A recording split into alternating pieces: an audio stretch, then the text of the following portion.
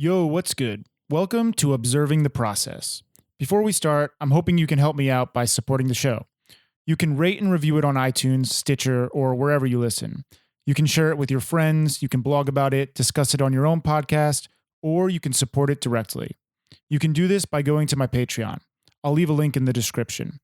On there, you will find subscriber-only content, like my Ask Me Anything episodes, videos and photos from Shanghai Observed I can't post on Instagram, as well as the bonus questions from many of these interviews.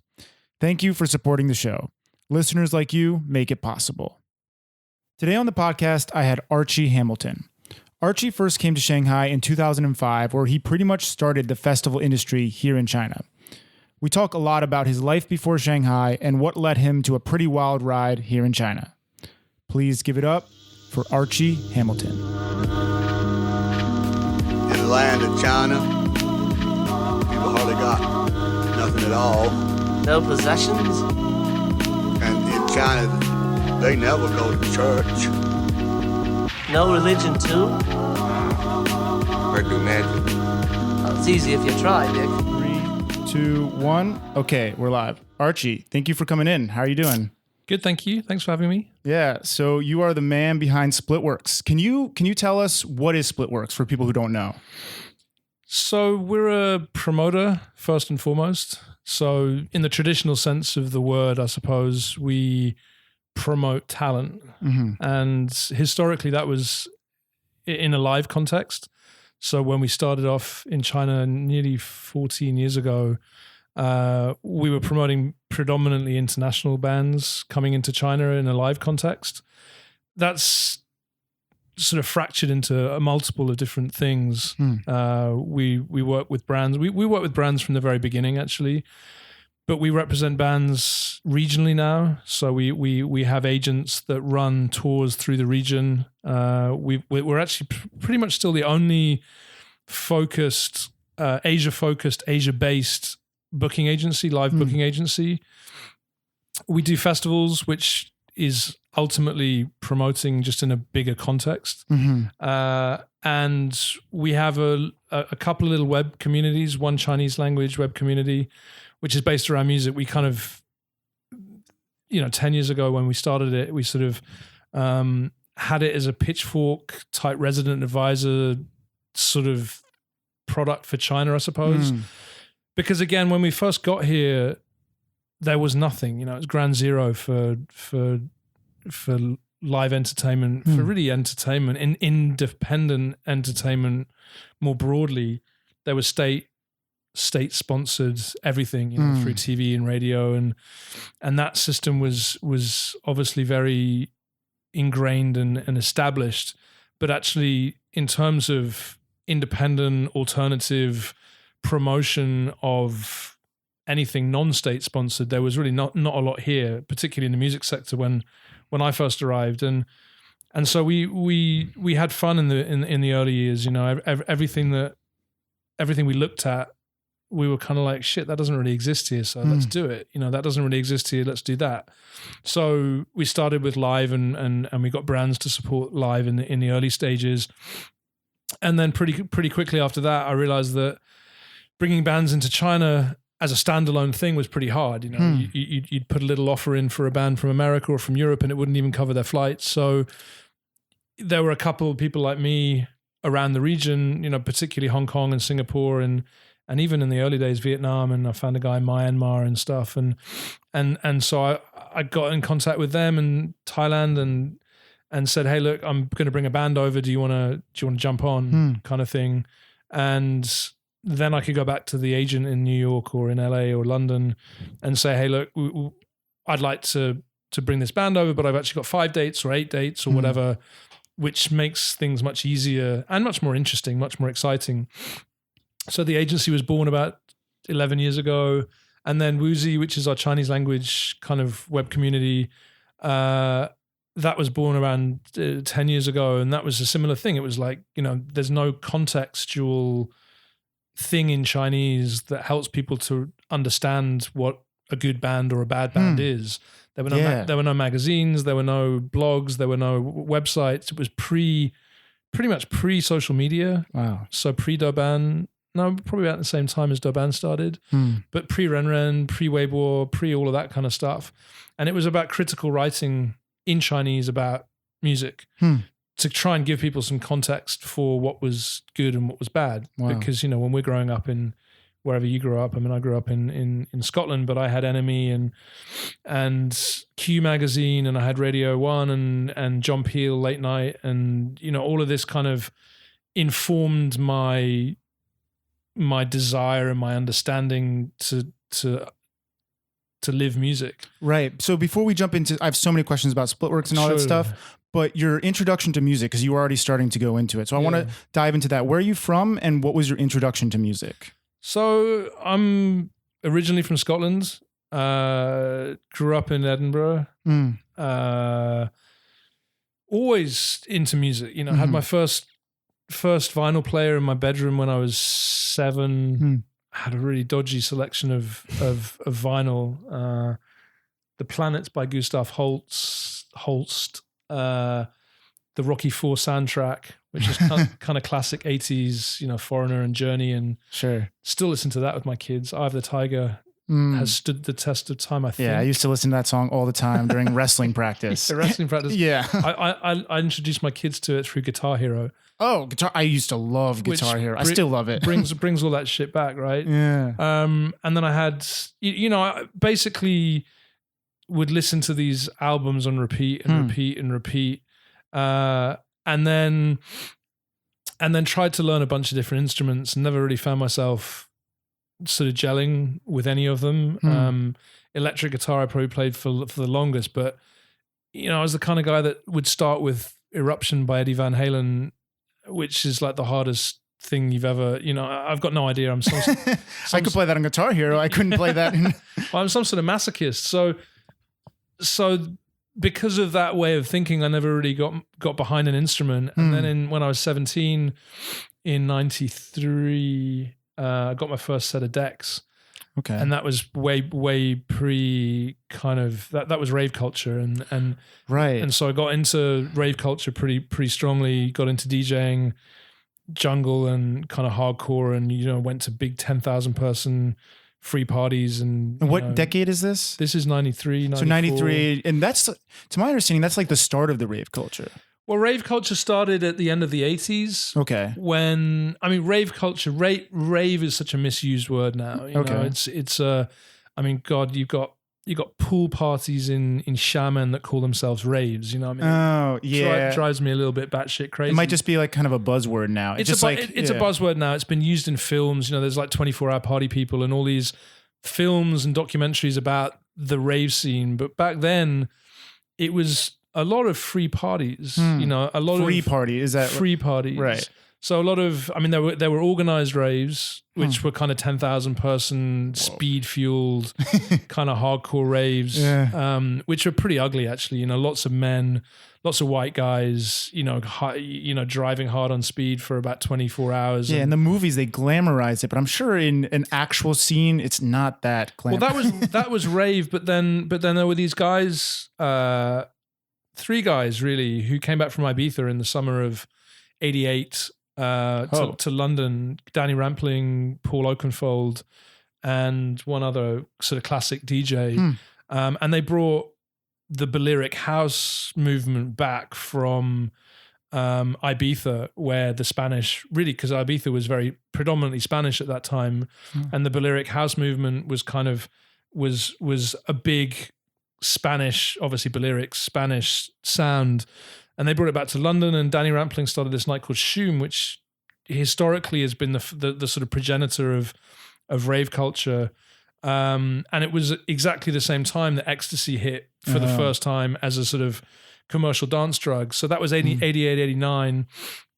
So when I came into it, 93, 94, it was already quite well developed. And I was coming into it from a kind of northerner's standpoint. And this was all around London, and there were lots of raves around the M25, these kind of free parties that someone would just set up a sound system in a field.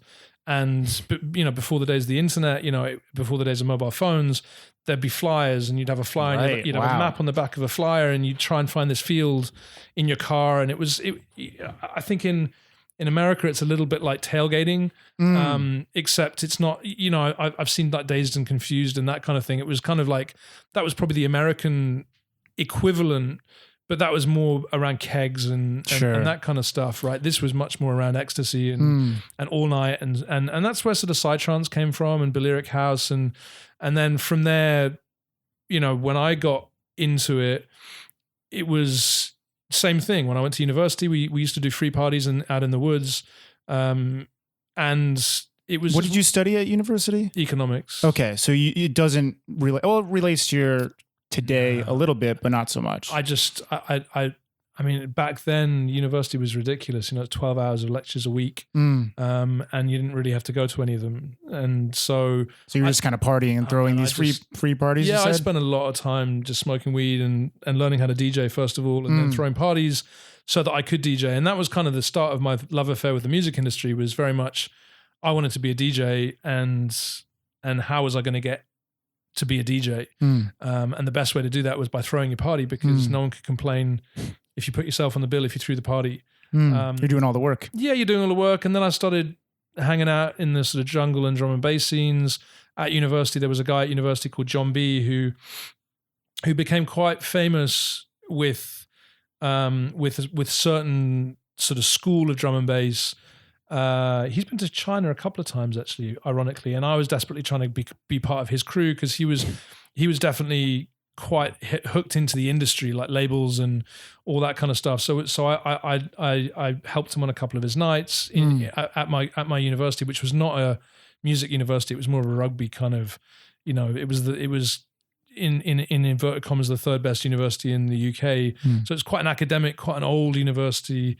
And there weren't very many of us, but we were very kind of anti the whole university thing, and we were very much into the underground kind of party scene. And then when I went to London, I had the same idea. I wanted to do the same thing, and it didn't really work out because London's super competitive, and I wasn't a very good DJ, funnily enough. So you go to London directly after college? Or? Yeah, I went to London direct. I mean, every summer from university, I went on a big travel. So 3 months or whatever, I went to India and traveled for 3 months and got deeply into acid and psytrance. These crazy kind of missions. Again, into the rainforest or the jungles or whatever. That was early Goa. I mean, Goa is now a super famous kind of global thing, but same with the full moon parties in Thailand, going to Koh Phangan. That I did that as well. So my life in those years was very much kind of pushed by that whole global pre-internet global party scene, visiting these meccas. Yeah, it's such a different world then from now, because it's so easy to connect. For me, like, Instagram is the way I connect with people around the world. Yeah. Like, I'm fortunate enough to have grown this account that when I travel to Indonesia, I just say on my story, hey, I'm here, like, where's the cool cafe? Like, who wants to surf? And I literally will have 5 or 10 people DMing me. So back then you didn't have anything like that. So when you were traveling, what was your game plan? Was it just go and you kind of like float with the wind, or how did you do it? Well, you heard on the grapevine about these great parties that were happening. So Goa. So you have a destination in mind when you're going? Yeah. So India was sort of Goa loosely, but actually we didn't spend much time in Goa because Goa was already quite commercialized. So we went up to the mountains. Once you get on the ground, then you meet other travelers. So, everyone was working with The Lonely Planet back then. So every traveler had a copy of The Lonely Planet. Right. And so there would be every stop, whether it was Diu in Gujarat, or whether it was Ahmedabad, or whether it was Manali, or whether it was whatever, there'd be a cafe that was well recommended, or a hostel that was well recommended, or a whatever, and so those would become the places where the travelers would congregate, and then you'd share stories about where you'd been and where the parties were. And I remember being in Pushkar and buying ketamine from the pharmacy, and then condensing it down into snortable form. Is this allowed on this podcast? Probably. Yeah, it's all good. And then going out into the desert near Pushkar to this kind of random party that didn't really turn into anything, and again trying to distill ketamine in the desert on a spoon to get high. Sure. It was ridiculous, but it was super fun. And I remember when I went to Myanmar with a band in 2011. So I was touring this band through Asia did it twice. There was a band from Canada called Handsome Furs that were an offshoot of Wolf Parade, who were quite a famous Canadian band at one point in the early 2000s. And there was an offshoot of that called Handsome Furs. And Handsome Furs was a band that I kind of picked up at the first conference I ever went to, which is Canadian Music Week in 2009. And they were just electric. And it was only two people, and it was a husband and wife. So super chill, really easy to tour, super cheap, which is the most important thing because they shared a room everywhere they went, and ferocious, like some of the best music I've ever heard and some of the best live performances I've ever seen. And so I got super excited about this band because it had all of the components that you needed to break that style of music here, you know, a burning desire to travel as well, which they had. And so we did the first tour, and then the second tour in 2011, we took them to, and they were quite big. You know, they were, as a band, they were quite big. They were playing to 1,000 people in North America, but they were willing to come for like buttons as long as they could explore and hang out and whatever. And so I took them into all these places for the first time. You know, Chiang Mai, we played one of the first shows ever for an international band. Vietnam, same thing. And then we had this plan in 2011 to go to Myanmar and be the first international band ever to sort of play off embassy soil in Myanmar. And it was before the wall. They were closed up until recently. They were totally closed up until it was really 2012, 2013. So we were in about a year or 2 years before any of it broke out. And I just remember going to Myanmar, and we flew in and we got on the ground there, and it was almost exactly like the 90s when I've been traveling, because again, Myanmar was the land that time forgot. You know, the internet hadn't really reached there. It was really like traveling back in time 20 years to sort of pre-internet era where there were no foreigners or very few, and the foreigners that were there were super intrepid, and it was word of mouth traveling, because once you were in there, you couldn't get online and stuff. And yeah, it brought back some happy memories. Right, from being like in the 90s traveling. Yeah, it's always better back in the day, right? Sure, that's what they always say. I think every generation has its back in the day. Yeah. So let's jump in a little bit to arriving in Shanghai. So what was your plan what did do you have a story of like coming to Shanghai? Well, so when I was in London, failing as a promoter and as a DJ, and I set up a tech startup in 99, you know, we tried to, you know, I got together with five of my friends, and we tried to put together a kind of fully searchable database of all the venues and club nights in London, like a sort of probably 10 years before our time. You know, it would have worked. But that's funny how that can be a problem. You just did it too early, but it was idea was on track. You know, we had this idea, and we were like, wouldn't it be great if you could get all of the venues in London on a database? And then, of course, we were thinking the world, get them all on a database, fully searchable, fully updated. And if you wanted to listen to reggae in Brixton, you'd put in Brixton and reggae, and it would come up with like 3 nights for reggae in Brixton. And that was all cool. We built out the database. We built the front end website. And this is 99, remember? So this is pretty early on this year. Yeah. And then I was, you know, there were 5 of us, all like between 17 and 21, all, you know, ravers and pretty messed up in the head, most of us at the time. Not really big on working. Most of the time was brainstorming and decorating the office and smoking weed on the roof of the old Truman Brewery, which is where we were. And, you know, we had Ray Keith, who was a drum and bass producer in the studio next to us. It was this really cool little creative hub on Brick Lane in London before Brick Lane was kind of a thing. And obviously the problem with that was I was heading up the sales team because I didn't have a lot of technical expertise. That economics background coming in handy. Yeah, so I was phoning all the venues because it was before email was really a thing, and you'd phone up the venues and you'd say, hey, look, you know, we're building this fully searchable database for all club nights. And of course the venues didn't turn up until like 5, 6 in the afternoon or evening, generally on a Thursday to Saturday, because they were open over the weekends. And there were no mobile phones, so you couldn't really get hold of people on mobiles. So it was landlines. So you'd be phoning, and eventually someone would pick up, and you'd be trying to explain what a fully searchable database was. They don't even know. Yeah. And you're like, all you have to do is email us your listings like once a month, and we'll put them up, and it'll free advertising. And they're like, what's email? Yeah. And you're like, oh, for fuck's sake. And so it's just too ahead of its time. We were too early, you know. Eventually we would have, you know, had we done it 5 years, 10 years later. But timing, you know, it was another example of why timing is everything. and I'll come back to that shortly, because timing was a huge part of why we're still here in China for sure, because we arrived within 6-month period, exactly the right period. But I'll talk about that shortly. But basically, I got bored of that. Loved skiing, was big into skiing, was a big kind of outdoor sort of extreme sports kind of guy. And so I thought, fuck London, this is awful. I'm going to go ski a season. I'd done a couple of ski seasons already. I was like, I'm going to go ski a season in Chamonix, because again, I'd heard that Chamonix was this kind of mythical place. Where's Chamonix? In France. Oh, in France. Okay. But it's the most extreme skiing in the world. Is that the much. Swiss Alps or French Alps? French Alps. On the border of Switzerland. You go over one set of mountains and you're in Switzerland. I'm geographically impaired for that area. That's all right. But Chamonix was the most famous kind of extreme skiing mecca again. Really? And I thought I was quite a good skier.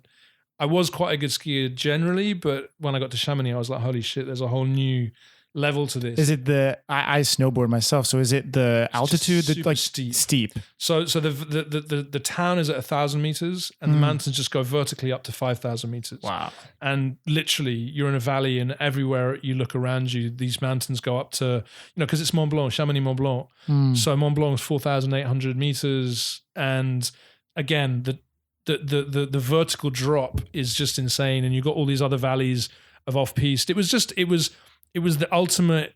Again, it was a kind of legendary place like Goa or like wherever, and I'd been skiing all over the Alps, but I'd never been to Chamonix, and so I was like, I need to go to Chamonix, and I want to go test myself against the best of the best sort of thing. And is it heli skiing or is it like? No, it's all lift. It's all lift okay. Skiing, but it's just, again, you have like the Aiguille de Midi, which is this incredible lift that goes from 2,000 meters to 4,400 meters without a single pylon, just goes up this huge cliff. Oh my God. And then you got the Vallée Blanche, massive. which is this 26 kilometer off-piste run that goes down the backside of Mont Blanc. I mean, all this kind of legendary stuff that again now is quite well trafficked and well known, but back then, again, 99, a little bit pre-internet, people didn't really know, it was kind of word of legend sort of thing. So I was like, right, set off. And before I went, I was like, look, I'd also like to DJ if I could. And so I rang up all the clubs in town, and eventually I got a job doing a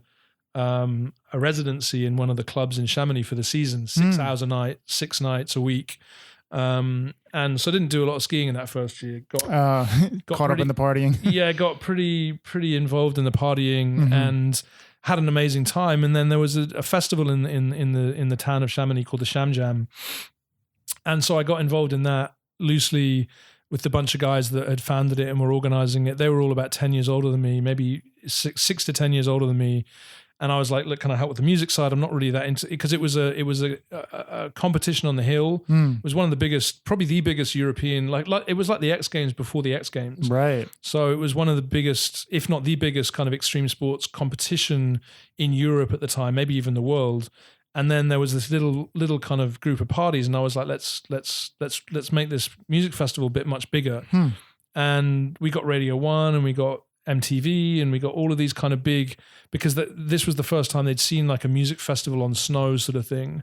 So they all got excited about it, and the festival got pretty big. And then in 2002, I bought it because the guys were running out of money, and I was like, look, I've got some money. I'd bought and sold property for years since I was like 17. And I was like, I got a bit of money, I can put it in, I'll buy the debt, and I'll buy into the festival. And anyway, long story short, we did really well, and then we did really badly because basically it got too big. And got too big. It got too big. And that can be a problem.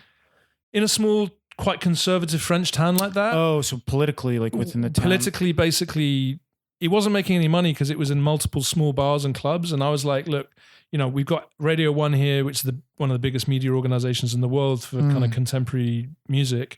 We've got MTV here producing. We've got a bunch of these amazing media partners. We've got 75,000 people coming to the festival, but we're in all these tiny little bars and clubs, and we're losing tons of money on the music festival. So I went to the local government and said, hey, look, can we build a temporary structure for the week out of town, a little bit out of town, and then we can have like 6,000 people, and we can have 3 stages and proper festival type of thing. And they were like, yeah, sure, but we love the sound of this. Can you bring it into the center of town because we want to make this our flagship event and stuff. So I was a bit like, okay, that's cool. It's a little bit worried about the noise and all that kind of stuff. Right, And the locals. because I was 27 and really into rave, like still the club culture, the late night stuff, I was like, we'll bring it in, but we have to be able to keep it going until 4 a.m. because that's a lot of our audience and a lot of our programming is late night programming. And they agreed to that. And then we set it all up. And you know, for a minute I was pretty nervous because I was risking about $500,000 of my own money on putting this thing up. Yeah. And about a week before we sold out all the tickets, and I did the calculations, and selling out all the tickets would pay all my costs. But then I had 6,000 people at my bars for 6 nights. And I kind of worked out the numbers in my head, and I worked out that I'd make like 2 or 3 million euros off the bars. So I was like, I'm gonna do pretty well out of this, and I'm gonna be, you know, at the age of 27, I'm gonna be a Euro millionaire living in the mountains with the biggest music festival winter music festival in the world. Not a bad start. And then 3 hours into the first night, the riot police and the vice mayor turned up and said, Damn, they were on your side though. well, I showed them all the licenses, and I said, hey, look, we got all the licenses. This is your fucking signature. And she's like, yeah, but you know, it's not, just too much. It's not working. The 5-star hotel's right next door. And I said, you told us to Oh come my God. here. This is because we were on the ice rink, the Patinoire, which is right next to the only 5-star hotel in town. And apparently from the minute we did soundcheck the night before it opened, there were hundreds and hundreds of complaint calls. Jesus. And so they shut us down and they wouldn't let us reopen. So I refunded everyone all their money, and I lost about 350,000 euro. Jesus. And we sued them and we won 10 years later. But they 10 years you fought that. 10 years we fought it. But they only paid us back like 30,000 euro because Damn. well, they accepted culpability for the cancellation of the first night, but they said once the first night was cancelled, the rest of it was like it didn't count. Yeah. And we're like, well, actually, you wouldn't let us open, but we still had the artists fly, and we still done the infrastructure and amortized that over 6 days or whatever. So, oh my goodness. so that was pretty shitty. That was my first big kind of like disaster. And would you call it a failure, or would you call it a learning experience? I guess it could be one of the learning same experiences, Yeah. but at the time you feel pretty stupid. Yeah. You're like, holy shit. Well, actually, the first time I didn't feel stupid. I wouldn't feel stupid about that one because I felt mistreated, and I felt you got actually kind taken of advantage of. I felt funny enough. I felt a little bit racially. Oh, you weren't French? I wasn't French, and it was too English, and we were too English, and a lot of the people that came were English, and I felt had we been French, we might have got away with it. Anyway, whatever. It was what it was a really good learning experience for coming to China. Right. Because, I mean, I didn't realize you had so much of a career before China. I mean, from the research I did, I just knew like you're OG China music dude. Well, that's all pre-internet, you know, so it's not as easy for me to find. It's not recorded the same way. But we still got the videos and the photographs, and it was fun times, like super fun times. And so then I went back to London. Well, I tried to resurrect it in another town because first of all, the Mairie de Chamonix told me that hey, they felt really bad about the whole thing, and all the things that I'd asked for the year before that they would give us for the following year and the following years, but they'd also give us 100,000 euro each year for 3 years out of the marketing budget of the town to help. And I was like, okay, that sounds pretty cool. Like, particularly, you're going to give me this, and this, and all the things that I wanted in the past. And so for a couple of months, I thought we'd be okay. And then they reneged on all of it. And they were just like, actually, you know what? It's too much fucking hassle. It's political hot potato. I'm under loads of pressure because there was this disaster. There was a fire in the Tunnel de Mont Blanc. There's a 12-kilometer tunnel under Mont Blanc that goes between France and Italy. And there'd been a fire the year before, and like 38 people had died. And the response times have been really bad. And so the mayor was under super pressure. And so he was just like, this is too much, like, whatever, I'm just not going to do it. So I rang around a bunch of different resorts and said, hey, look, you know, we got this really famous event. It's called the Sham Jam after Chamonix, but we can probably relocate it and bring it to somewhere else. And this resort in Andorra said, okay, we're a young kind of ambitious resort. We'll back you, and we'll you know, bring it here, and we'll do this, and this for you. So I shifted everything across there, and by that time it was kind of winter already, and I couldn't pull it round. It was really painful. But anyway, whatever. Went back to London, spent a year, got a job in London, like proper job, for the first time in my life at Apple. Oh yeah, I saw that on your LinkedIn. I wanted to talk about that a little. Marketing specialist or something. Or again, it wasn't. I mean, ultimately, it was 2003. It was like peak iPod. Yeah, it was just, it was a company. I'd very much told myself that if I was going to go back into the corporate sector or go into the corporate sector, there were only 3 companies that I'd worked for: Nike, Red Bull, and Apple. And so those are the only 3 companies that I applied to. And Apple said, okay. And it was, again, the biggest thing that I got out of that was, because again, you've been out of the corporate sector all your life, and you have all your friends in the corporate sector, and you have all these companies that have so much fucking money they don't know what to do with themselves, and you're like, God, what's the secret? Like, what is it? Because you're sitting outside of all of that, and you're hustling every day, and you never have enough money, and you're always kind of running against the grain. And so I was like, I need to find out what the secret is, and so went in to the heart of the beast. And the single thing that gave me was the confidence to go out and do my own thing again, because I was like, you know what? These people know nothing. Like, really, it's so I mean, not nothing. That's awfully offensive, but for dramatic effect, they know nothing. It was just, no one knew how to do anything, right? Everything was so siloed. It was like, this is your job. If your computer doesn't turn on, ring IT. If your phone doesn't work, ring IT. Well, I think what I get from what you're saying that is like, no one knows anything in the whole world, so why not go for it yourself? You're just as smart as anyone else. You're just as dumb as anyone else. Yeah, I could build websites. I could do networks. I could PR marketing. I could do finance and accounting. I could, all of these things that you learn as an entrepreneur.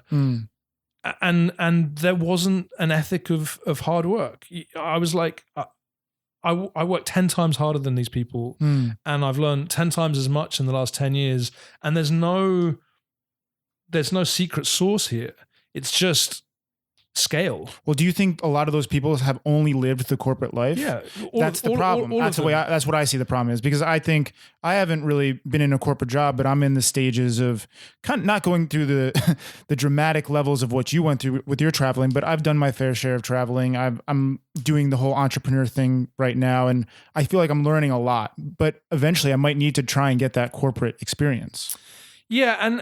And look, as I said, the thing that it taught me more than anything else was that no one's got the secret sauce. Steve Jobs had a secret sauce. Okay.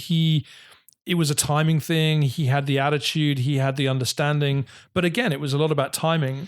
Timing is so important. Have you ever heard of the book Outliers? Yeah, I've read it. Malcolm Gladwell. Everyone has read that apparently. And yeah, they just break it down to timing. That was it. When you're born, means even down to when you're born. It means you can be in the, if you're born in the first half of the year versus the second half of the year, you can be in the hockey team or not. Yep. And it makes so much sense. So again, that leads us nicely into after a year in London and doing this corporate job, I was like, fuck this, I can do so much more. And it gave me that energy, because I'd run out of energy. I was like, I've been doing the entrepreneurial thing for 10 years. I was kind of broken. I'd failed a couple of times. And I was like, I need some security. I need to earn a wage. I got back to London. I was driving my battered old Subaru Impreza. I'd had to sell my house, and I had 4 properties at that point. I had to sell them all to pay my debts off. So I was back to zero. I couldn't afford insurance on my car, so I was driving around my car uninsured and living with my girlfriend in her apartment. It was a dark time. And then I got the job at Apple, and I got a wage, and I paid off everything and got comfortable again. And then I was like, man, this is boring. Like, seriously, this is fucking boring. I'm driving to a industrial park just outside of London every day, pushing paper around. It's just no fun. So I'd fallen in love with a girl, an Australian girl, like 2 years before. And she'd moved back to Australia, and so I got back in touch with her and said, hey, what's going on? I'm bored. Should we go do something together? Because I had a feeling that she was the one.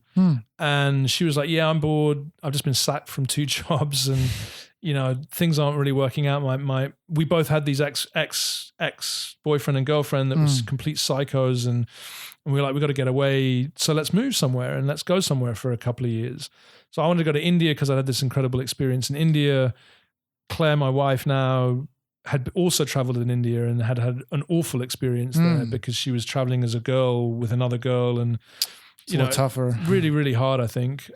So she was like, look, China's where the women hold up 50% of the sky. That's the kind of place. And she'd done an Asian studies degree. And so I was pretty ambivalent. I was like, cool, okay, whatever.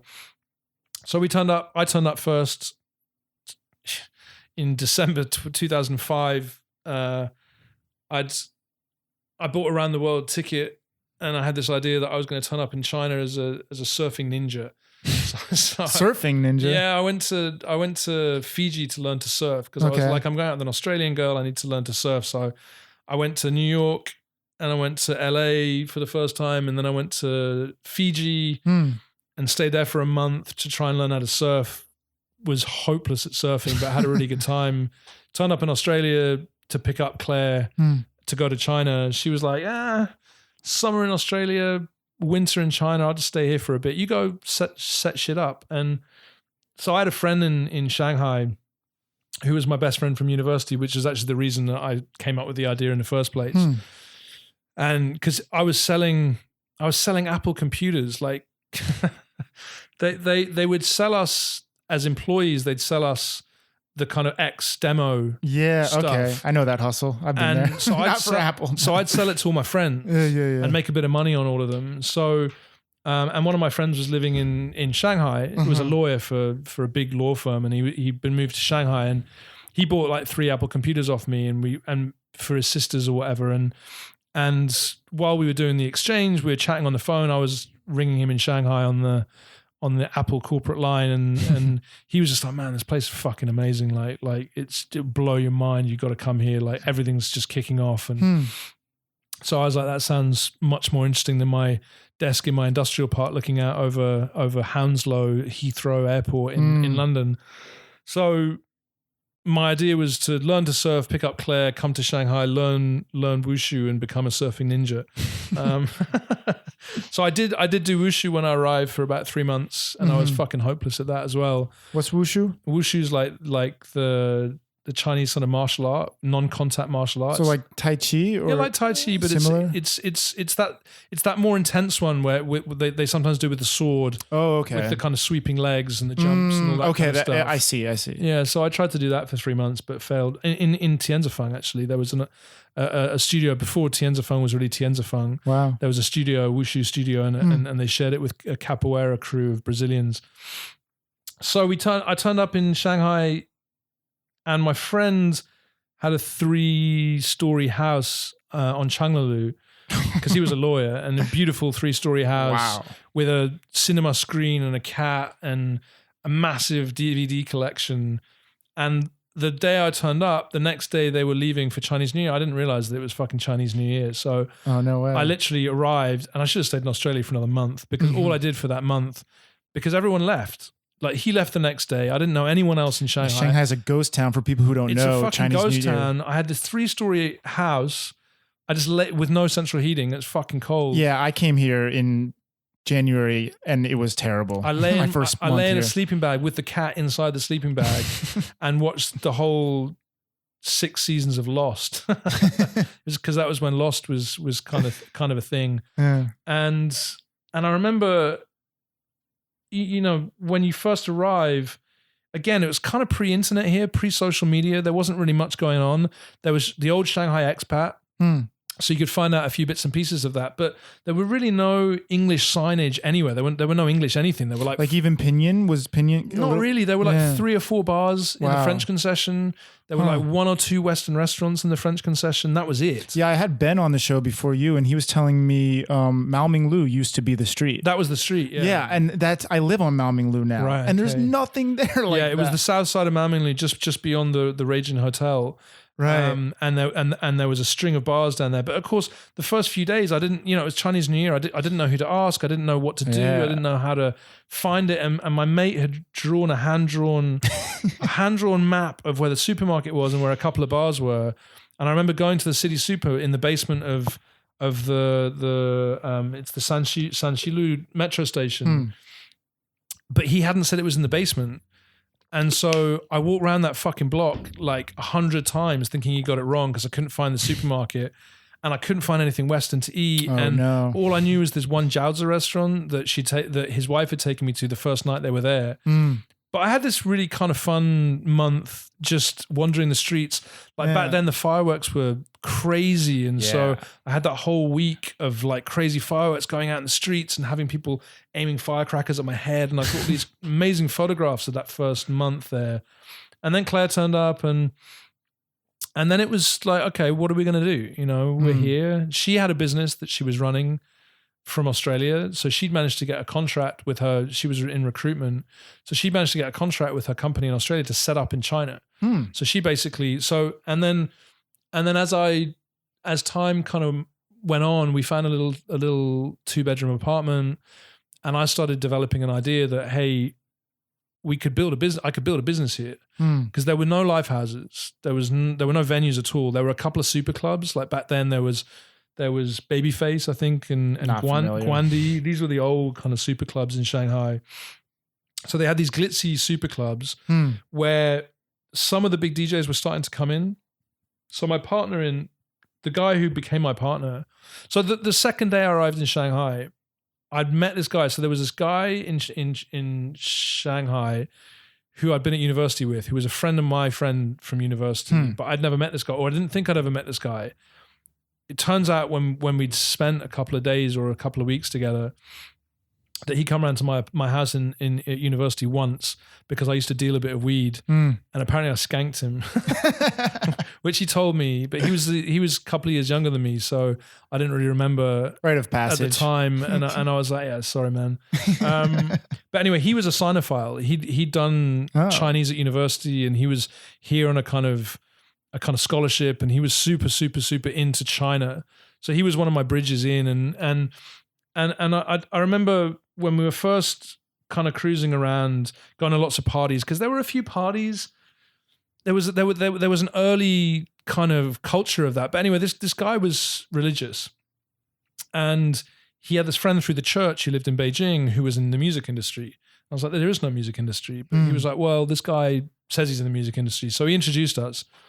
And I met him like the third day I was in, because he lived in Beijing, he came to Shanghai. And it turned out that he was the production manager for a production company that were doing mostly kind of conferences and that kind of stuff. But there was pretty much 3 months before I had arrived in China, they brought these Western guys, the 3 American guys who later became super good friends of mine, had brought Norah Jones to China and played her in the Changnim Gymnasium. So they turned the Changnim Gymnasium, you know that dome, that weird dome, they just knocked it down actually. Oh, up on the Middle Ring Road and like Wuyi Road. Sure. There's a big kind of crazy dome shape. That's the Changnim Gymnasium, which can fit 4,000 or 5,000 people in it in a seated venue. So they done her there, and he'd done the production management for that. So I was sorry, you're not getting to any of your questions, are you? No, dude. Stories are good. I'm hyped on the stories.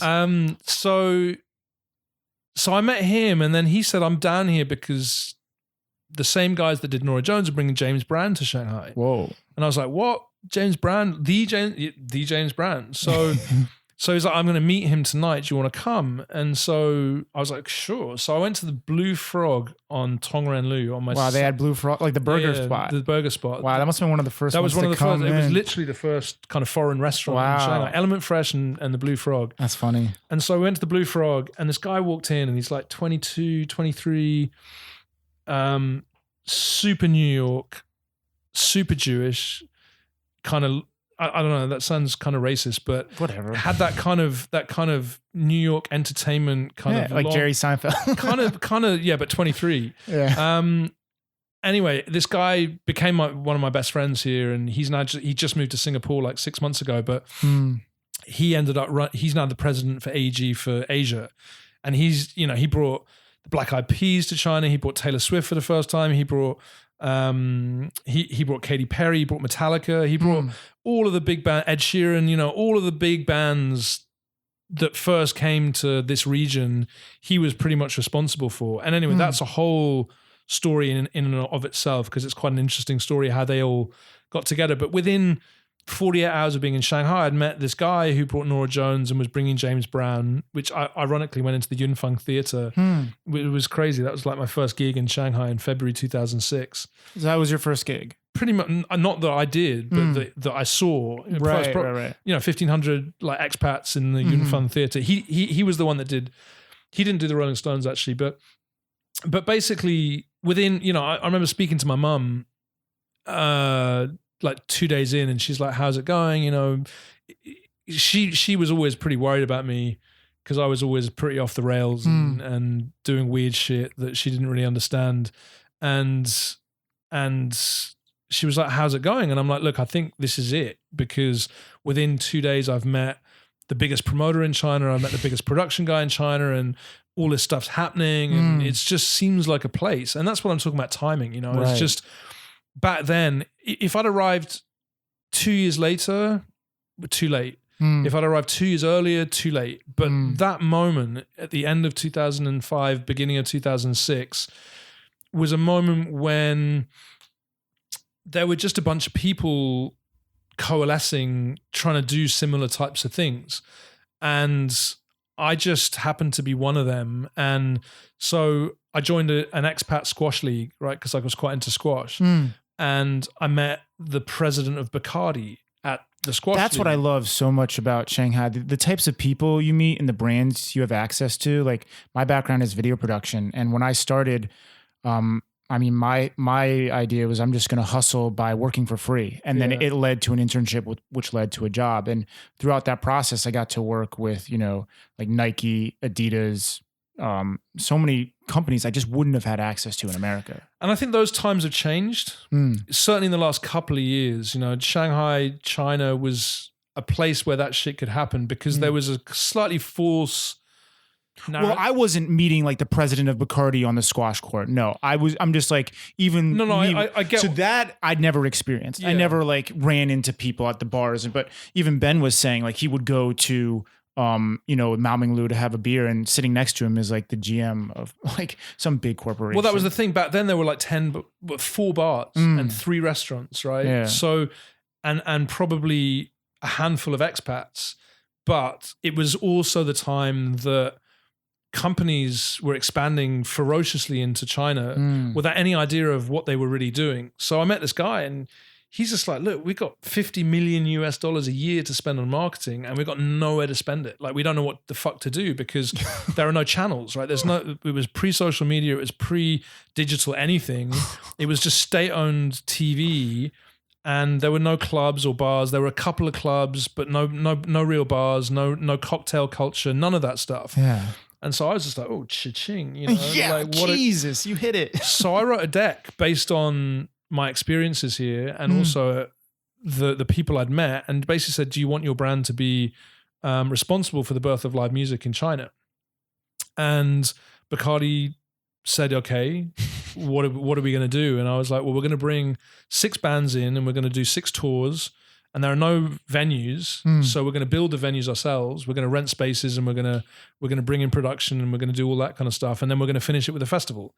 And we're going to put local support bands on each of the international bills, and we're going to do collaborations, and we're going to make video content around it, and all of this kind of stuff. So it was relatively advanced for that period, and certainly massively advanced for China. Yeah. And so Bacardi were like, okay, sign us up. Here's $1 million. So I got $1 million working out of a room like this, my bedroom, which I pretended I had a company because the guy in Beijing that I'd met, who we decided that we were going to try and do this thing together, because he liked music, and his boss was moving in a kind of production, like conference corporate direction, and my mate, who was my age, who'd been in Beijing for 10 years, so he was my sort of secret weapon, because he spoke and read and wrote Chinese and understood Chinese, so he could give me some of the nuance that I didn't get because I just arrived. And so, I asked him, can I just use your company credentials? And then I pitched into the companies with those credentials, and basically Bacardi were like, sure, let's sign us up. So, within 6 months, I had a contract. Well, it was more like 9 months. I had a contract with Bacardi for $1 million. I had an office. I had 4 staff. we had an office in Beijing, which is just my mate at the time, who's still my partner and the greatest person anyone could ever hope to meet. And we built from there, and we did the first festival in Shanghai in 2007, October 2007. Took Zhongshan Park. Really, Zhongshan Park? You did Zhongshan Park, yeah. No way. They'd done a concert for Diana Krall in 2006 that I went to because I was just like checking out spaces and stuff. And I was always a festival guy. I wanted to do festivals more than anything. And I went to Zhongshan Park to Diana Krall, and basically we went and spoke to the Chinese government and said, hey, look, we're going to do a gig a bit like Diana Krall. Is that okay? And they were like, yeah, sure, okay. So then we did a 2-stage kind of, we had Faithless and Ozomatli and Talib Kweli and a bunch of Chinese indie bands, and did this huge kind of hip hop electronic festival. We got 5,000 people into Zhongshan Park on the first day of the October holiday. Wow. And it was like the second ever festival in Shanghai. Jay-Z Festival had happened the year before, but that was like 1,500 people in a tent in Fuxing Park. So this was the first proper festival. We had no fucking idea what was going on. Like I was just like, we can do this. And I think that was the thing. We were at a point where China was, I wouldn't say naive, but didn't really understand what was going on, because there was such a massive space between what the authorities knew about the world and what we knew about the world in terms of that kind of stuff. And because there was no internet, because there was no sort of no way of monitoring that stuff, and also because China was very, very focused on creativity and the arts and innovation and culture and all that kind of stuff, because under Hu Jintao, I mean, those were the glory days, right? Under Hu Jintao and Wen Jiabao, there was this idea that China had to pivot and pivot from a low cost kind of manufacturing hub to a high value kind of innovation center, and culture and freedom of thought was all part of that journey. Yeah, I think this conversation is fascinating. The way I call it is soft power, and I think a lot of people call that soft power. For example, like Korea has a lot of soft power in that K-pop is one of their biggest like exports. Or like just that is an export. And I never knew that could be like entertainment could be an export. Like America's soft power was tremendous in the Ronald Reagan days when we had like, you know, these great American movies coming out. So the idea that China was trying to go for that and you were kind of on the forefront is fascinating. Well, they were setting up all these creative hubs. So all around the cities, they were giving local government the permission to sort of set up creative hubs and incubate creative companies, and they were trying to monetize music and film and trying to create a whole generation of people, because they saw coming down the tubes that they would have a generation of kids that were going to be different from their parents and would need this kind of stuff. But it was really predicated on this idea that we need to become an innovation society. We need to future-proof against this low-cost manufacturing base that is great for now, but and that's what you're constantly amazed about when you're in China is the long to distance planning that these guys engage in, which you look at someone like Trump, and you're like, this guy doesn't fucking know what he's eating for breakfast, more or less, what's going to happen to him next week or next year. And that's why, despite what's happened over the last 5 years, it's been pretty depressing, to be honest, from my standpoint anyway, in terms of the closing of a lot of these avenues and a lot of the opportunity and a lot of the willingness to experiment and a lot of the willingness to let people go and do their own thing. Despite all of that, I'm still always in awe of the ability of the Chinese powers that be to plan. Yeah. And these planned economies. And I think it's probably breaking apart a little bit now because the people have got too much, and I'm sure this is what's happening in Zhongnanhai. You know, they're sitting there thinking people have got too much freedom of thought, and they're too individualistic. And well, that's the current mindset is that you know, I read this fantastic article called Engineers of the Soul, which I'd highly recommend. John Garneau, who's an Australian reporter who was here for like 30 years, wrote it. And it's this brilliant long passage which basically talks about how Xi's thought derives directly from Stalin. And Stalin was all about engineering the soul, you know, forget the tanks, the most important thing are the souls. And if we can engineer the souls of the people, then we'll win. And so I think Xi is much more of that. I think Hu Jintao and Wen Jiabao and Jiang Zemin and even Deng Xiaoping were much more of the opinion that we need to let people loose, right? We need to let people fly, and we need to let people experiment, and we need to let people fail, and we need to let people make money and get rich. And I think Xi is the first one for 40 years who's kind of turned back on that and gone, actually, we need to go back, and we've done this now, and it's benefited all of us. But in the process, the parties become weak, and the parties become fragile, and the people have become indolent and lazy and greedy and all this kind of stuff. And now we have to recalibrate all that stuff. And so foreign culture is bad, and culture generally has to be, culture. If you read into that article, there's one line which basically says, art and culture only has one purpose, which is to serve the people. And so in his mind, there is no room for interpretation of that. It's just, it either serves the purposes of the Communist Party or it doesn't exist. Right. And so that's kind of what we're facing down a little bit at the moment, which is a bit depressing. Yeah, I think what's super interesting is the role that technology is playing into all of this, because as you're saying, like, Xi is going maybe, I don't know if you want to call it a backwards direction, but certainly the way that they've been in the past, and being able to use today's modern technology. So surveillance and stuff like that has just played such an interesting role in what's going on. The scripts, because for 10 years, technology freed people from the history and surveillance state and the control of the party and all of that kind of stuff, because they were so far behind. I remember when Douban hit as the first social network in 2007.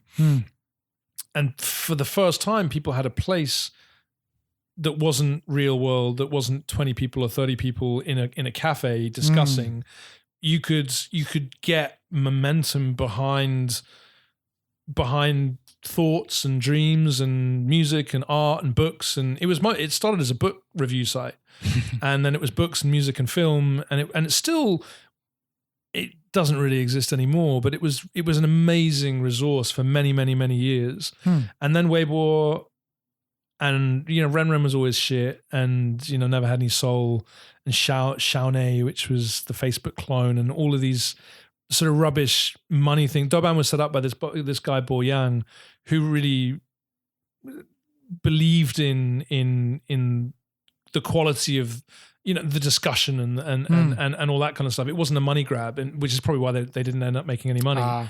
It doesn't exist much in China anymore, but that's been co-opted by influencer culture, and call me an old grumpy old man or whatever, but I fucking hate all of that stuff because it's all fake. And it's put the power back in the hands of the corporations, because there was this wonderful moment from 99 or 98 when I first started playing around with the internet and the web and whatever, all the way through 2010, 11, 12, where it was free. No one the corporations hadn't really got their hands on it. They didn't really understand how to monetize it. It was all kind of venture led, but it wasn't even massively venture led, because it was all kind of cottage industry. A lot of these sites and a lot of these communities like Reddit and stuff, they just grew up as cottage industries, and there was a real kind of egalitarianism around it, where it was almost a kind of anti-money, anti-power, anti-corporate. I mean, I'm reading this great book at the moment called We Are Anonymous, which is all about Anonymous and lulzsec and all of the kind of 4chan, B-board kind of hacker culture, which was all fascinating. Yeah, it's really interesting, but it was all massively. This is like 2009, 10, 11, when the internet was starting to be controlled and they wanted to take down all of these organizations, PayPal's and I mean, they got a bit ahead of themselves with the FBI and the CIA and taking down, the serious crimes unit of the UK and stuff like that. But I think that there was this wonderful sort of anarchic moment, techno-anarchy, which lasted until probably the beginning of this decade, where suddenly the corporations got it and they worked out how to control it and they worked out how to monetize it. And then suddenly the power was back in the hands of the corporations again. Yeah, Apple was for sure the first to really get music down. I remember the keynote that Steve Jobs did. Yeah, he was talking about. I was working at Apple you were at the time. That must have been cool to see it from the inside.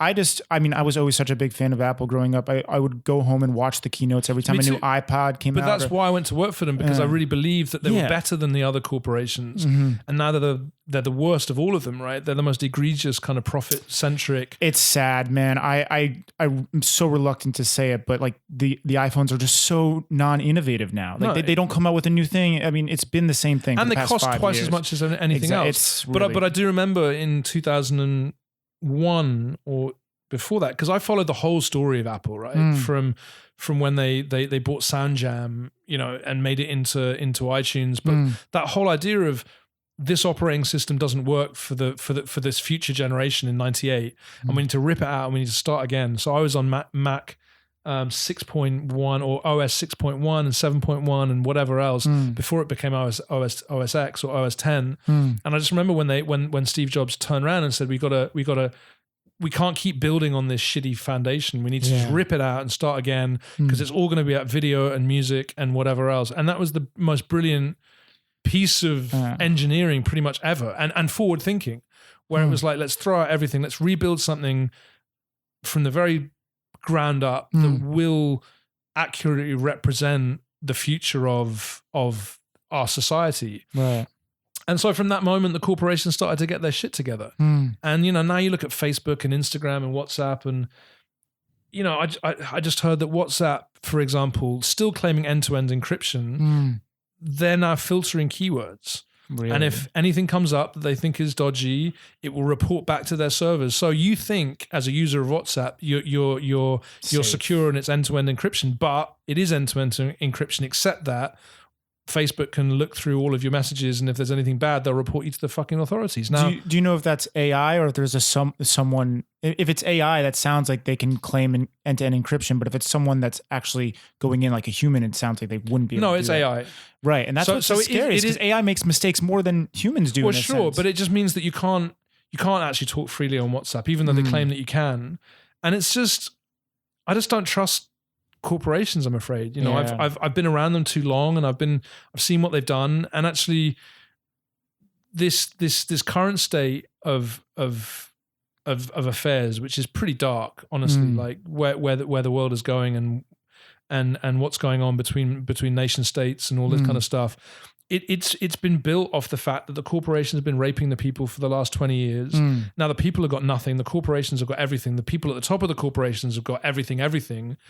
And they sort of started this demise of capitalism as we know it. And this is the ultimate failure of that form of governance, I think, or economic progress. Yeah, and the way politicians, or for example, Bernie Sanders likes to talk about it, is like money is the root of all of that evil that has started. Would you agree with that? Or like, if we're gonna like backwards engineer the problem, like what started all this? I would say it's greed and just wanting more money, and that's kind of the issue. Well, again, I read a book before We Are Anonymous, so I flip around lots of different subjects, but it's called Den of Thieves, and it was written in the early 90s, and it was all about, or the late 80s, and it was all about Drexel, Burnham, Lambert, who were the kings of junk bonds. This guy Michael Milken. It's probably before you were born, but I sort of remember words. I mean, I was 10 to 14, right? So I wasn't across it completely, but the story is insane. It's all about insider trading. It's all about Wall Street and the demise of Wall Street, and then the investigations and the fact they were taking billions and billions and billions of dollars off the table and basically fleecing everyone.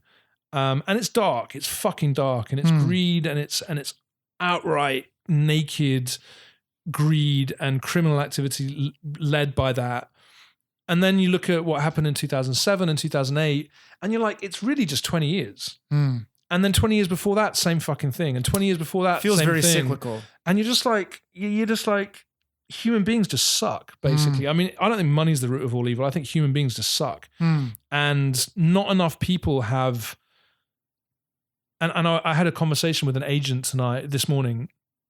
So I speak to LA every morning, talking about music and artists and bringing them in here and stuff.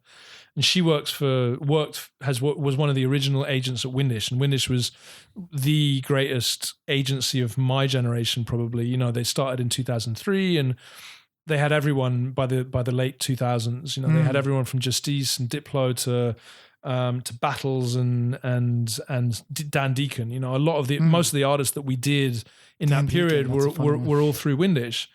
And then 3 years ago, Tom Windish sold to Paradigm, which is a big kind of globally ambitious agency. And a lot of the small agencies in live have gone across to, you know, either consolidations or mergers or whatever else. And I was having a conversation with her because I'm interested in her take, you know, what it was like before and after, you know, working for Windish and now working for Paradigm. And basically the end result of the whole thing is so in live music globally, there's been this consolidation over the last 5 years, right? WME, who are one of the biggest, raised a bunch of venture capital money, like $5 billion or $10 billion or whatever. They bought UFC for $4.5 billion. They bought a bunch of different things. They're like the super agency. CAA, same thing, you know, raised 700 million in venture capital, opened offices all over the world, you know, global representation, blah, blah, blah. And then all the cool indie agencies like Paradigm, I mean, not like Paradigm. Paradigm were kind of an indie agency, but always a bit more corporate. But like Windish and Coda, they've all been sucked into, you know, the agency group. And what's happened is we've had this 20-year, you go back to 20-year cycles, right? We've had this 25 to 30-year cycle in live music, right? And if you read back in the history of live music, it's generally cyclical. So in the post-Woodstock, really, it started to die, and live music kind of died through the 70s and the 80s, became kind of hair metal and arena rock. And if you read, there's a great book called... I'll let you know later, but okay, something about your band saved my life, or Michael something, I can't remember. Anyway, amazing book about the beginning of the sort of punk era. So, but not punk as in Sex Pistols punk, but punk as in sort of DIY, anti-capitalist, anti-corporate, late 70s, early 80s. So Dead Kennedys, Bob Mould, you know, Husker Du, Black Flag, all of that kind of stuff, and talking about how there was no live circuit at all when they were starting out. So they would do DIY shows, they do house shows, they do DIY shows. There was kind of a network of DIY shows across America, and how that developed into the corporate Live Nation owned kind of structure 30 years on that we have now. And now the whole of live music is basically dying. You know, people would say it's more healthy than it's ever been, but it's complete bullshit. Okay, I have something good to put into here. I was listening to one show on Joe Rogan, and the guy's a comedian, and he works with Live Nation. Are you talking about Live Nation? Like Live Nation, the entertainment conglomerate. So what he was saying and what he realized is so important about what they hold now is information. Like when data is so much more valuable than even like the money they're bringing in some senses, because when he sells a ticket to his comedy show, the people that sign up, Live Nation is getting the emails. Then they're going to be sending them. They're like trying to promote more tickets and more tickets. So he's realizing like how much he's getting fucked over, because not even like 50% of his ticket is going to them. Also, they're getting all the data from the stuff that he's bringing in, and he can't go directly to his fans. So as we're going into a new era, or we're kind of in it right now, but it's been developing, and you've seen it develop over the 10 years. Do you have anything to say about like how data is playing a role in what we're doing today? Well, so I've been using data for 10 years to guide my decision making. So in 2007, the festival I told you about, which is the first festival that we ran, I brought in a band called Faithless. They were a huge rave band. I mean, what their song Insomnia was one of the biggest rave anthems, the biggest commercial rave anthem. Kind of, it was one of the first songs that created a bridge between the underground and overground rave scene, right? It was one of the first electronic tracks that became mainstream and got mainstream radio play and all that kind of stuff. Wow. So they that year, 2007, they were doing arena tours, playing to like 30, 40, 50,000 people all over Europe. And I believed that to do a festival in Shanghai, I needed to have a big headliner. Like I needed a big artist that could, not necessarily for the ticket sales or whatever, but a big artist that could blow people away when they got there, because from production and songcraft and live chops and whatever else. So anyway, I paid $150,000 for Faithless. And when I brought them in, realized they had like 5 fans in China. So it was a great booking. Lots of expats turned up. The production was amazing. It did put us on the map. But I was like, I lost $200,000 on that festival. Sure. Most of that was because I booked Faithless. And so I was like, okay, this sucks. There must be a better way to do it. Because I didn't have that natural relationship with the Chinese kids that I would have had if I'd been promoting in London or whatever, because I didn't grow up in the same situation as them. I didn't grow up reading the same, listening to the same commercial radio stations or whatever. So at that stage was Douban and Weibo was just about to start and all this kind of stuff. And there was Yoku Tudo and all these kind of video sharing platforms. So I manually scraped data from all of these places and put it into an algorithm and basically gave myself a pretty good indication of what that band would be worth. And then my offer was based on that kind of thing. And for years, we had a lot of joy, and we were one of the only people doing that because no one else had realized that data was quite freely available and that you could kind of work it into your decision-making process or whatever. And that's probably just, I'm an accountant by trade and I have a numbers background and I can, that stuff really makes sense to me. Yeah. So from your previous interview I saw online, you were talking about like a 5 to or if you do 1,000 tickets in China, you're doing about 5 to 10,000 kind of thing internationally. Yeah. And then also you mentioned like Kanye, when he came here, he only did 1,000 tickets. 1,500. And what was he like expecting to sell? Well, they were in the grand stage. I mean, that's what bankrupted. So there were 2 shows that year that bankrupted this promoter, China West, which is my friend Adam, who then went to work for AEG. They did Kanye and they did Kylie. Who's Kylie? Kylie Minogue, the Australian singer. Oh, okay. You remember her? Nah, I should be so lucky. She was in Neighbours. I don't know. Anyway, I just saw her at Glastonbury like with my wife like 3 months ago. Kind of a moment for her, not for me. But we were operating largely in a vacuum, you know, and particularly something like hip hop, right? In 2009 in China, hip hop just wasn't a thing. No one had heard of hip hop. So Kanye West, this slightly alternative critics darling, who was doing, Kanye's never been a ticket seller, really. He's always been critically more respected than commercially.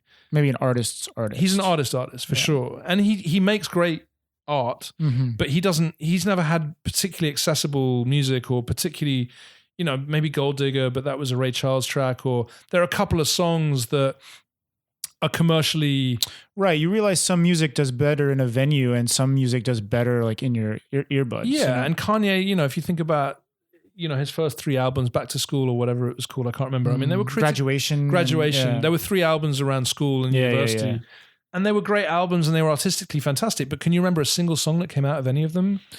Not particularly. Whereas Jay-Z, you can remember, or 50 Cent or one of those big artists, you can remember probably 5 or 6 of their tracks. Right? Sure. So Kanye never sold tickets, but always demanded shit tons of money because he had that ego and stuff. So, you know, that and Kylie bankrupted that promoter. But it was just that there were no channels for that stuff to percolate here. So that was 2009 or I think 2009.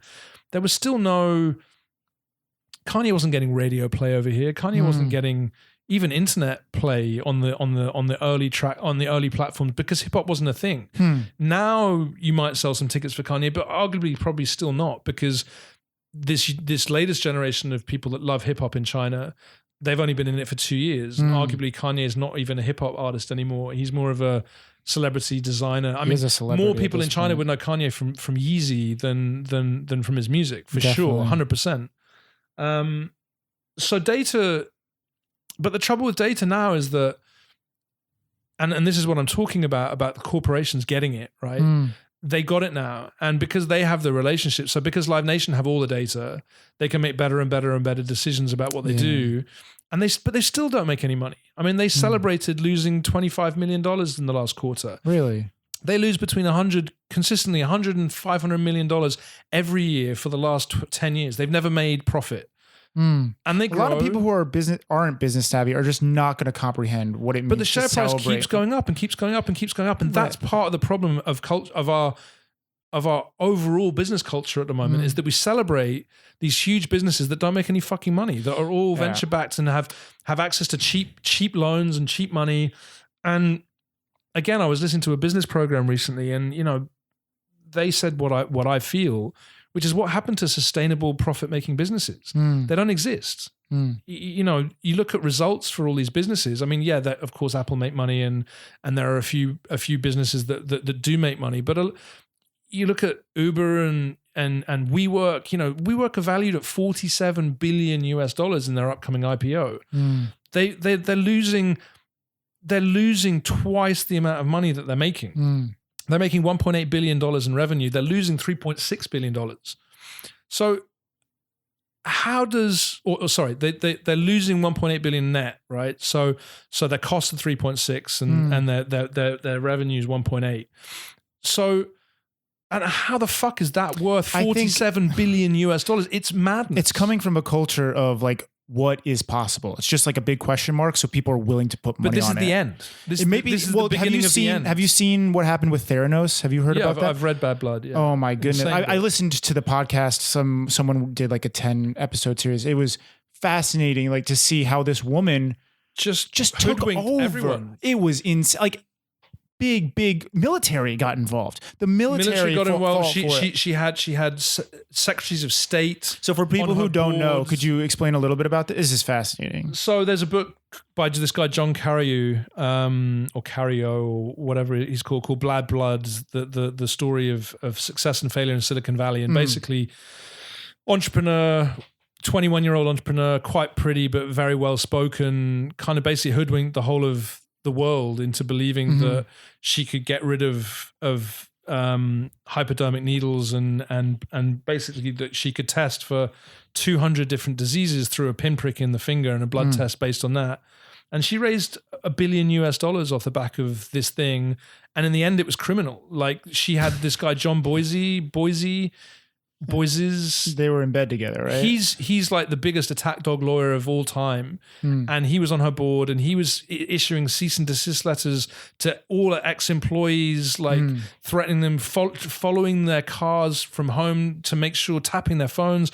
It was a full criminal, like unbelievable. And she's still not in jail. No, she's doing other business. And it's the same with all these banks, and the same with all these, white collar crime doesn't seem to be crime anymore. You don't get punished for it. Right. What I found interesting about that story is it happened in Silicon Valley, and that's the tech bed of the world. So people and like venture capitalists are used to investing in something they can't physically see.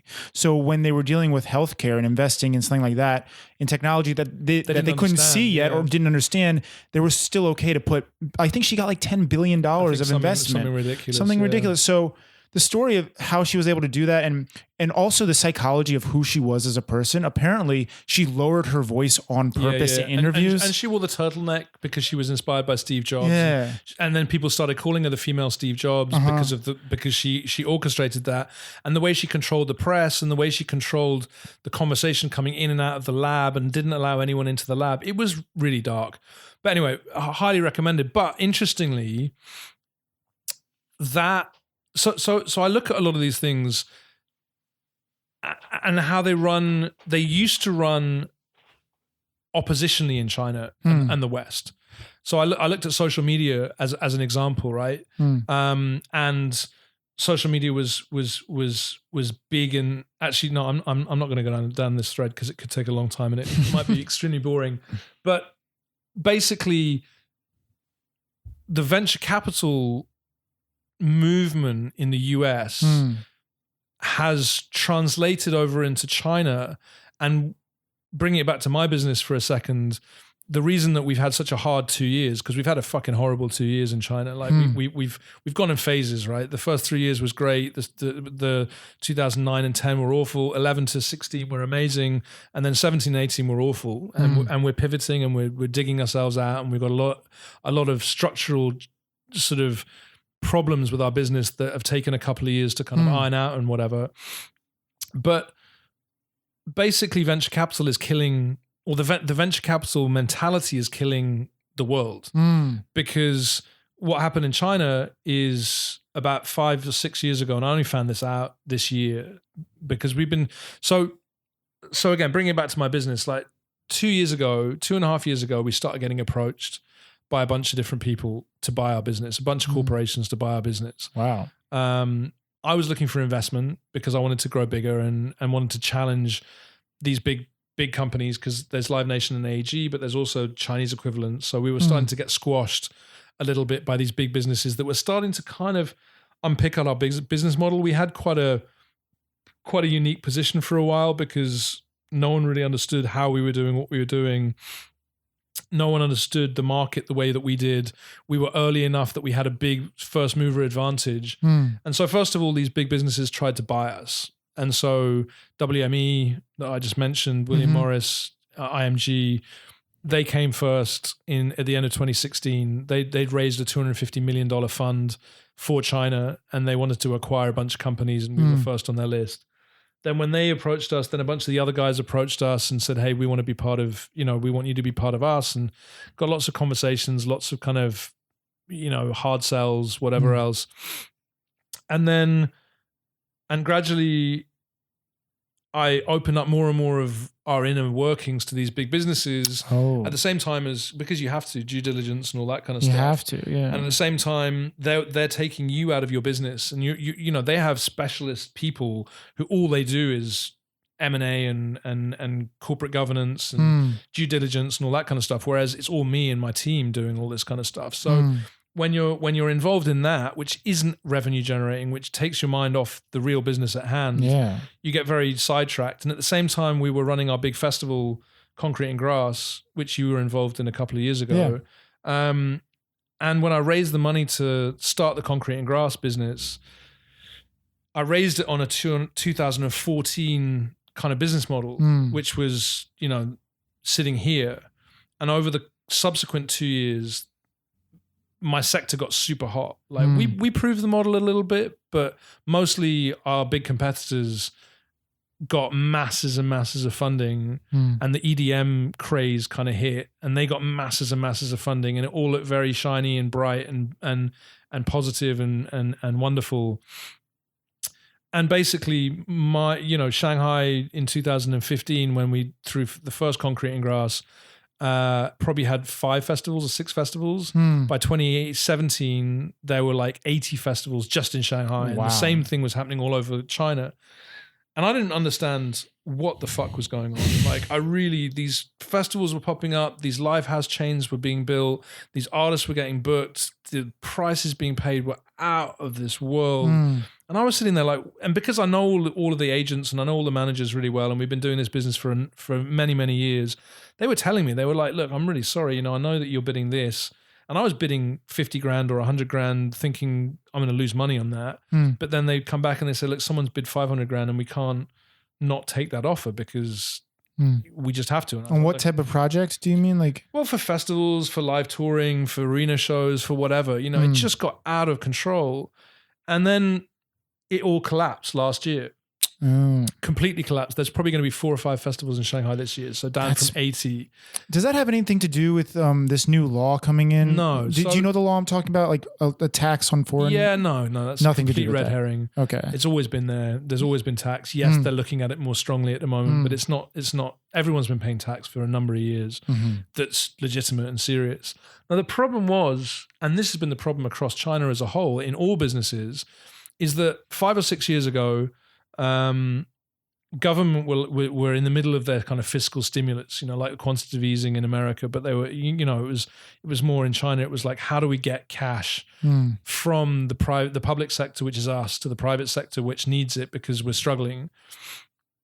And one of the ways they thought would be good was to give local government, between 100 and $1 billion US or more, depending on the local government, and encourage them to be venture capitalists. What? So basically, all these semi-government venture capitalist companies popped up all over China with decent war chests, and hey, give a bunch of bureaucrats and politicians the chance to be venture capitalists. What could go wrong? Like, seriously. So they just line their pockets? So partly they line their pockets, but mostly they just backed a bunch of shit. So They're suddenly, friends, maybe even. Yeah, friends, but also what's the shiny new sector? So festivals, shiny new sector. Live houses, shiny new sector. Okay, what's doing well? And again, the Chinese thing of you look at it with bike sharing, you look at it with food delivery, you look at it with all of these different businesses, same with festivals. No one's coming up with a new idea. Everyone's just copying what's already out there. And the mentality is spend more than everyone else and be the last man standing. Yeah. And so that's what we've had in the festival sector as well. That's what we've had in ride sharing. That's what we had previously in ride hailing, the taxi services, right? When Uber and Didi, the two Didis were going head to head, Xuxing and whatever the other one was. And, they burn billions and billions and billions and billions of dollars in the hope that they're the last man standing. And now Didi Xuxing is the last man standing and is losing like 10 billion RMB a year. That's crazy. It's insane. But we had the same in festivals, right? And so I raised money in 2015 based on my projections without any idea that, hey, shit, this is going to go batshit crazy very soon. And then suddenly 2016, the year after, Modern Sky, my biggest competitor, raised $150 million at a $500 million valuation. And EDM festivals were raising 50 million here, 20 million here, 100 million here. But no one had a business model. No, everyone was just like, oh, it doesn't matter. We'll just throw another fucking 5 festivals in or 10 festivals in. No one will care. So the ecosystem was super fragile in 15 and couldn't really even sustain the number of businesses that were there at the time. And then suddenly add 1,500% more businesses in exactly the same vein, in exactly the same venues, in exactly the same locations, with exactly the same artists. And suddenly your inputs triple in cost. And your revenue actually goes down because the sponsors are now being hit by 1,000 different festivals and the punters are now being hit by 1,000 different festivals. They don't know where to go. They don't know what's good. They don't know what's bad. There's no media reporting the good and the bad because everything's new and everything looks shiny and everyone's saying, hey, this is going to be the best festival ever. This is going to be the best thing ever. And so now that whole business has collapsed, no one will fucking back a festival for love nor money. We've had to almost remove even the fact that we were a festival company almost exclusively. We've had to remove festivals pretty much totally from our investment decks and our prospectuses and all that kind of stuff because no one will touch it. And now it's all talent management and talent development. And of course that will blow up in 2 or 3 years' time because everyone will jump on that ship and it'll be a mess. And so suddenly you start to think, again, back to that point, what is the end game of all of this? Where are we going? Like what happened to sustainable businesses making profit? Because no one seems to care about that anymore. It's just, can I get funding off these gullible fuckers and pay myself 50% of that, and it doesn't matter what happens to my business later on. Anyway, ran over. You mentioned once about the goal of your company is to create like a sustainable ecosystem for music. Do you know what I? Yeah. So when was that said? Like probably in 2005. Probably right at the beginning. So what was unsustainable about it? Well, pretty much what I've just ranted about for the last 20 minutes. And did you think it's like come back full circle now is what's happened? Well, it was unsustainable at the start. Previously, it wasn't sustainable because there wasn't an audience. So we were starting from a position of like, we got to build this audience and then we've got to grow it and then we've got to maintain it. And there was this great quote. There's an article on Smart Shanghai, which was an interview earlier this year with Ren Yuqing, La Ren from Jay-Z, who started the Jay-Z Club in 2003. He was the bassist in the Jay-Z band. He's a Beijing guy. He's a super, super, super awesome guy. Started the Jay-Z festival. He's been at the bleeding edge of all of this. He's moved his family to Holland and he's basically left China because he can't handle the way it's gone and the current state of affairs here. A lot of people are leaving. Yeah, a lot of people are leaving. But when the guys that really are these awesome legends who have done everything they can to build a sustainable business here, and he came up with this amazing quote, and I'll probably get it wrong, but you can go to Smart Shanghai and search for Ren Yuqing, and he said too many, not enough people are planting seeds, too many people are harvesting the fruits. And basically that's, I think, the situation in China for sure at the moment. And I think partly a global phenomenon at the moment as well. Yeah. Whereas no one's, the thing with influencer culture and the thing with get rich quick schemes and venture capital and all that kind of stuff is there's no long-term planning. There's no sustainable kind of let's build a business that can make money for 20 years or 30 years or 10 years or whatever. It's just how rich can I get and how quick? Yeah. And how famous can I get and how quick? And I love that quote by him because it really speaks to what I've seen in China, which is we've been planting seeds for 10 years. We've been nurturing those seeds. We've been trying to develop those seeds. We've been trying to grow them into plants and eventually forests or whatever. Yeah. And every 3 or 4 years, it all gets cut down or fire hosed or whatever by a bunch of morally questionable, money hungry egotists that come in and just go, I can make money out of this and I can make a lot of money out of it. And I don't give a shit about anything that's gone before. And I don't give a shit about what happens in 3 years' time. And we saw that with festivals. Like no one was coming in for the love of it. No one gave a shit about, how festivals could survive in the long term in China. I want to build a Glastonbury. I mean, I just went to Glastonbury. It's been around for 50 years. It's the most wonderful. I mean, it's the first time I've been back for 15 years. And it's still as wonderful as it ever was because it's owned and operated by the same person, the same people. It's a family business. You can feel it in the security guards, the backstage, the vendors, the people that participate. There's just a culture of everyone contributing to a greater cause. The main stage isn't sponsored by ByteDance or Douyin or Tencent. It's sponsored by WaterAid and it's sponsored by Greenpeace because they have a fundamental mission-driven platform where they're trying to highlight the problems that are around the world. There isn't enough of that at the moment. It's everyone for themselves because there's a less and less trust in institutions. There's less and less trust in Donald Trump undermining the media and journalism and the institutions of honest and fair reporting to his own gains. That's fine for him, but what about where it leaves us, where now no one trusts anyone, and that ferments hate and fear. And there's this great line, and I might finish with this because I know that we're almost out of time. But there's this band called Idols in the UK, and they're probably the most visceral, exciting, heartfelt band that have come out of anywhere in the last wee while. The lead singer Joe Talbot is a phenomenal artist. Lyric writer, and there's this one song called Danny Nadalko, and it's about immigration in the UK, and it starts with my best friend is an immigrant, and he's talking about how these guys are the same as me and you. They just haven't had the same opportunities. They haven't had the same.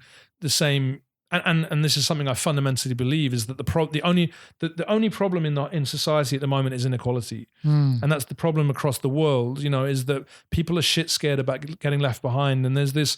The chorus is basically, I'll get this wrong because I can't remember it, but fear leads to panic, panic leads to pain, pain leads to anger, anger leads to hate, and if you follow that down the line, right, from pain, when you start feeling the pain, you turn to panic. You turn to anger, and then the anger turns to hate. Sure. And that's the cycle we're in at the moment, this awful cycle of pain, which is the pain of not having enough. No one's got enough. It's no longer, and look, I come from white, privileged backgrounds, right? I grew up in the UK through times of plenty where the economy did really well. My parents and all of their friends had lots. The baby boomers, they had lots, and we never wanted for anything. I've never been hungry in my life, And for me, poverty, extreme poverty and hunger and famine and all of those problems were a kind of abstract notion. It was Band-Aid. It was Ethiopia. It was Yemen. It was these places. So far away, you don't even understand it. Yeah, you didn't really get it. But the way that globalization has worked is that now it's a global problem, right? There's abject poverty in the UK, in America. Homelessness is a real issue, and the reason that the hate part has come round is because everyone is afraid. Yeah. You know, everyone's afraid of what their future is going to look like, and our kids are. You know, the podcast I listen to talks about child abuse. The child abuse is the parents talking all the time about climate change and all the time about these horrific things that stand in you know, that is the future of these poor children. And the kids are just like, fucking, what do I do? Like, what do I do? Just like, overwhelming. Like, it's going to burn and it's going to flood and there's going to be hunger everywhere, and all the billionaires are going to fly to Mars and set up their nice camps up there and leave us to burn. And a little bit that's what it feels like. And there needs to be some fundamental change, like fundamental change now, because I believe we're sleepwalking towards a global conflagration. It'll be another world war, because that's what happens. If you go back through history, when everything gets too much and when it all seems irreversible, you go to war. You kill off the 20-year-old males that are causing trouble by sending them to war. You reset the economy, and then you come out the back end of it. And of course, the old guys that send us to war, they're not fighting the war. They're sitting comfortably in their homes, and they're probably on the board of the arms dealers that are selling all the arms to whoever. They don't give a shit. They're playing golf and whatever else. And I think this is the problem: is that there's such a gap in consciousness, such a gap in understanding, and no one's doing anything about it. And I think it's really problematic, except to a degree the Chinese. And that's where my respect for China comes full circle. Yeah, is that I believe these guys are really taking it to task. You know, Xi Jinping turned around and went, corruption's fucked, and it's depriving the people in inland China. You know, we need to focus resources on building middle class incomes for the rural poor. Making sure education for everyone. You know, it all starts with education. Anyway. Could go on about this for a long time, but probably shouldn't. Before we wrap up, I just wanted to touch on when you first got to China, talking more about like local Chinese music. And did you ever, your first story was jumping into this amazing deal with Bacardi, but I had a question about maybe like the process of getting to that. It sounds like you stepped in shit and just went for it. But did you ever have a stage where you were dealing with more local Chinese artists or more just bringing artists in? We've always dealt with the local bands as well. I mean, if you look at our festivals, they're 50-50, 50% international, 50% Chinese. When we had, you know, if you look back on our first video, we made videos of all our first tours, and we brought this band Maximo Park to China, and it was 2006, and they were one of the hottest bands in the UK at the time. And we paired them with Quincy Big Shark in Beijing, which was the Modern Sky kind of headline band, and Shen Lihui, who's now probably one of the richest guys in entertainment in China. There's an interview with him talking about what a wonderful thing this was, and isn't it great these bands are coming in. And he, you know, he's a friend today. And again, when I started, again, that timing thing, I made friends with these guys just because we were in it together, and there was no profit motive. I mean, this was the whole thing, you know, going back to 2005, 2006, we weren't doing it because we wanted to make money, because there was no money. There was no promise of money. There was no, you know, I kind of believed that if we did the right thing for enough time, then we might make a living eventually. But it was never like, we're going to make millions of dollars out of this. We're going to get venture capital and venture funding, and we're going to get bought by WME or whatever else. Same with Shan Lihui. Same with Ren Yuqing. It was just, we loved music and we wanted to share it with as many people as possible. Mine was actually music and partying. Like, I love parties. I love bringing people together. That's why I love festivals. Is because, and I grew up in Glastonbury. You know, I went 5 times from 97 to, and that was like a big rave, like a big free party. And that's what I wanted to do. Like genuinely just wanted to bring people together in a non-judgmental, you know, open-minded, all sexes, all genders, all income levels, just come together and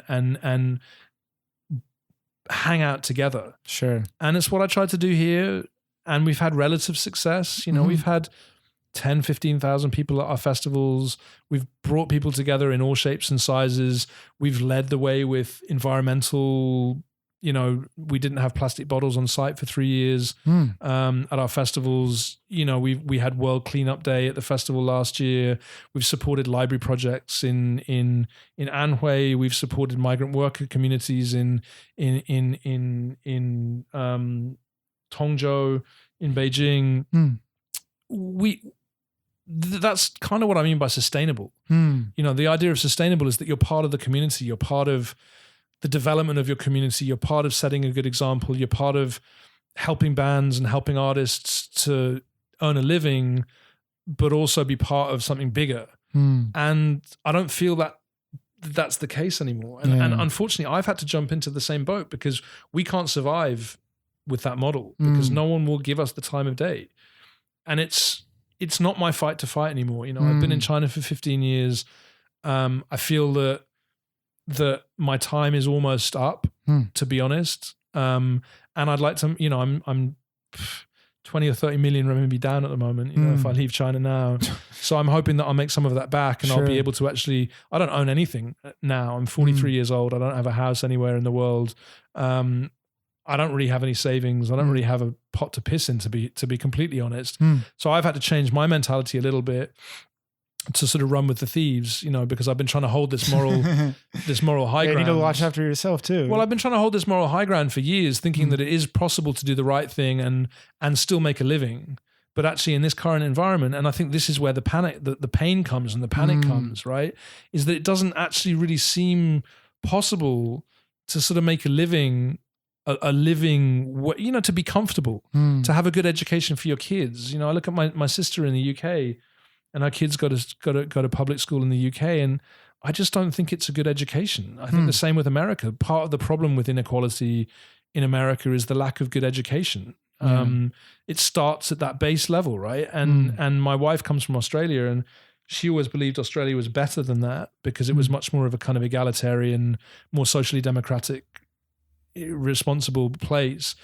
And again, the top 4 schools in Australia had more investment than the bottom 50%.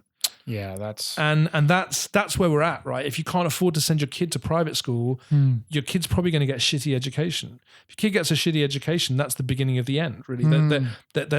They're stuck from the beginning onwards. So we have to mend these really fundamental things like the education system. How do we bring that back? Which is why I'm so happy my kids are growing up in China, because actually in China, the education system doesn't suck. It's a little bit the other way. They go to private school though here, correct? They go to a government school. We do pay. It's a fee paying government school, but it's not a proper international school because those are fucking expensive. Yeah. And I can't afford that shit. But I do want to give my kids a decent education. Well, I think one of the most beautiful things about the education here is how they're growing up in an international community. I think that's an amazing foundation to have in like a globalizing world. It's really strong. Dude, I've got a call in 5 minutes. Let's wrap up. So can you let people know how they can reach you on social media if they want to stay in touch? Or Sure. I mean, the best place for me these days, sadly, is LinkedIn. So I'm just Archie Hamilton at LinkedIn. Yeah. I'm on Twitter at Archie Hamilton. I'm on Facebook, but if it's business, LinkedIn's the best place. Facebook's for my kids' photos and my friends, and Twitter's kind of, I'm still on Twitter, but it's not, I was on Twitter 10 years ago, but in China, it's not that relevant anymore. So those are the places. Instagram, Archilton, WeChat, Archilton, happy to exchange thoughts on LinkedIn. That's probably the best place. Sure. All right. Thank you so much. Thanks so much. Appreciate your time. All right. Take care. Bye, guys. Bye. Boom. That's it. Thank you so much for listening. If you found this podcast valuable, there are many ways you can support it. You can rate and review it on iTunes, Stitcher, or wherever you listen. You can share it with your friends. You can blog about it, discuss it on your own podcast, or you can support it directly. You can do this by going to my Patreon. I'll leave a link in the description. On there, you will find subscriber-only content, like my Ask Me Anything episodes, videos and photos from Shanghai Observed I can't post on Instagram, as well as the bonus questions from many of these interviews. Thank you for supporting the show. Listeners like you make it possible.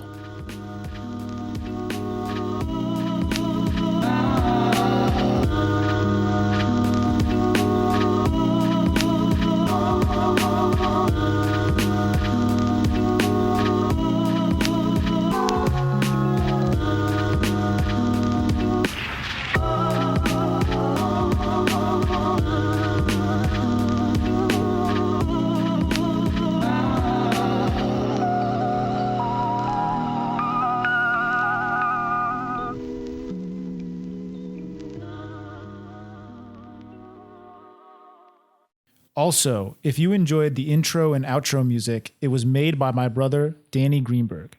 You can go and check out his beats at soundcloud.com/estoric. ESTORIC. Okay, that's it for now. Peace.